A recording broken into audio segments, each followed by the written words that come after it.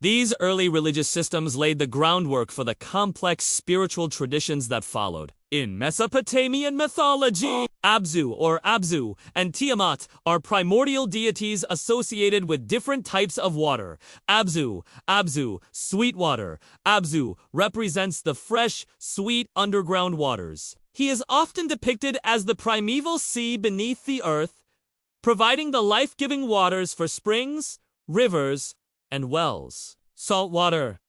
Tiamat is associated with the saltwater sea. She embodies the chaotic nature of the primordial ocean and is often depicted as a sea serpent or dragon. Mythological context: creation myth, according to the Babylonian creation epic, the Enuma Elish. The mingling of Absu's fresh waters with Tiamat's salt waters led to the creation of the first gods. This union symbolizes the blending of different elements to bring forth life and order from chaos. 1. Absu. Wikipedia 2. Absu. Sumerian mythology. Primordial waters. And Tiamat. Wikipedia 4.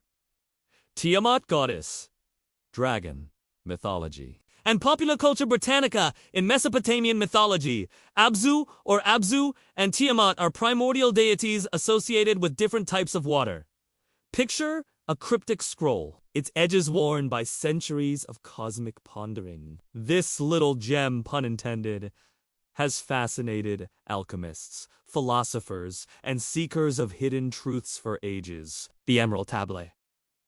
The mystical realms of ancient wisdom and submerged cities. Let's dive into this intriguing mix of Egyptian mythology, Hermetic texts, and the enigmatic figures. First, we have the Emerald Tablet, Hermes Trismegistus, and alchemical secrets now. Dante confused it with the Emerald Tablets of Thoth, the Atlantean a different rabbit hole altogether. Courtesy of a 20th century occultist named Maurice, but let's stick to the original Emerald Tablet for now. So, what's the deal with this tablet? Well, it's like the ancient version of a self-help book, but with more cosmic flair. Attributed to the legendary Hermes Trismegistus, who's basically a fusion of Greek Hermes and Egyptian Thoth. It's a concise manifesto for alchemical transformation. The famous phrase, as above, so below, comes from this very text. Imagine Hermes leaning over a celestial balcony, winking at the stars, and saying, "Hey, cosmic buddies, everything's interconnected." Here's a snippet from the Emerald Tablet, as translated by none other than Sir Isaac Newton. Yes,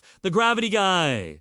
That which is below is like that which is above. And that which is above is like that which is below, to do the miracle of one only thing. Basically, it's all about unity, transmutation, and the cosmic dance of elements. Earth, fire, wind, and water like a mystical recipe for existence. Thoth the Atlantean, keeper of lost knowledge. Now, let's shift our gaze to Thoth the Atlantean. Imagine him as the ultimate librarian of Atlantis, rocking a feathered headdress and some seriously ancient reading glasses. Thoth is like the Swiss Army knife of deities, god of wisdom, writing, magic, and cosmic order. He's the guy who'd alphabetize the universe if it needed it. According to legend, Thoth was there when Atlantis was still a beach resort. Okay, maybe not exactly. He supposedly held the keys to Atlantean, knowledge the kind that could make your brain glow like a neon sign. But wait, there's more. Thoth wasn't just a local librarian. He was also the scribe of the gods. Imagine him jotting down divine memos on celestial papyrus scrolls. Dear Ra, please find attached the latest sun maintenance manual.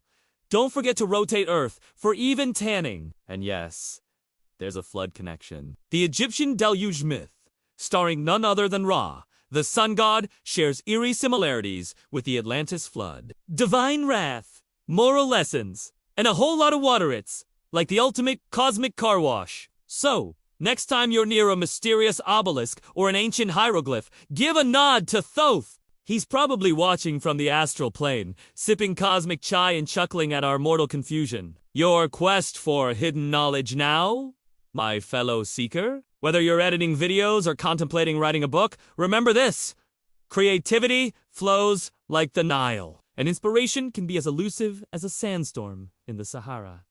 So, go forth. Unravel the mysteries, dance with the stars, and channel your inner Thoth. And hey, if you ever find an actual emerald tablet washed up on a beach, drop me a cosmic postcard, won't you? The fascinating history of Egypt's name. Before it became the Egypt we know today, this ancient land had quite a journey through nomenclature. Let's unravel it, shall we? Kemet! To the ancient Egyptians themselves, their country was simply known as Kemet. The word Kemet means black land, referring to the rich, dark soil along the Nile River where the first settlements sprouted. Imagine those early farmers tilling the fertile earth, creating the foundation for one of the most remarkable civilizations in history, Egyptus.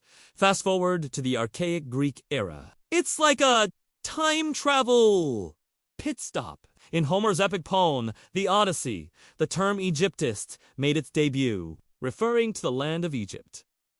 By the 8th century BC, the Greeks were already tossing around this name. Some Victorian sources even suggested that Egyptus might be a corruption of HWT Kapita Hakapita, which means home of the soul of Pata. Pata, by the way, was the Patakrata god, and his stomping ground was the city of Memphis. So, in a way, they were saying, hey, this is where Pate hangs out! 2 Melampodes and Aegitos.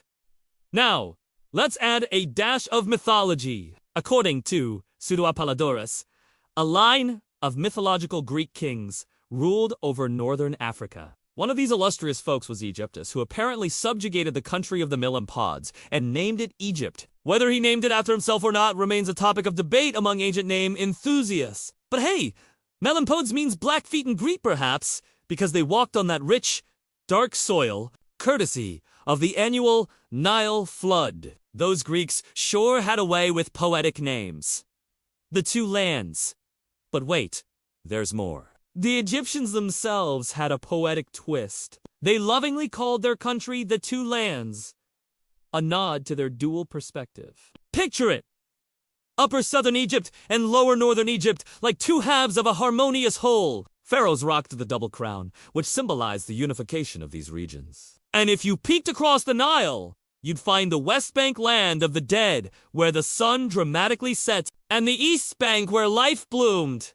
Cities thrived, and the sun rose anew. Egypt was even nicknamed Two Banks, like a cosmic savings account with pyramids instead of interest rates. So, my fellow history enthusiast, whether you prefer Kemet Egyptus or the Two Lands, Aegis's story is etched in time, waiting for curious minds like yours to explore. Pata and Memphis are fascinating aspects of ancient Egyptian mythology and history. Let's delve into their stories. Pata, origins, and role.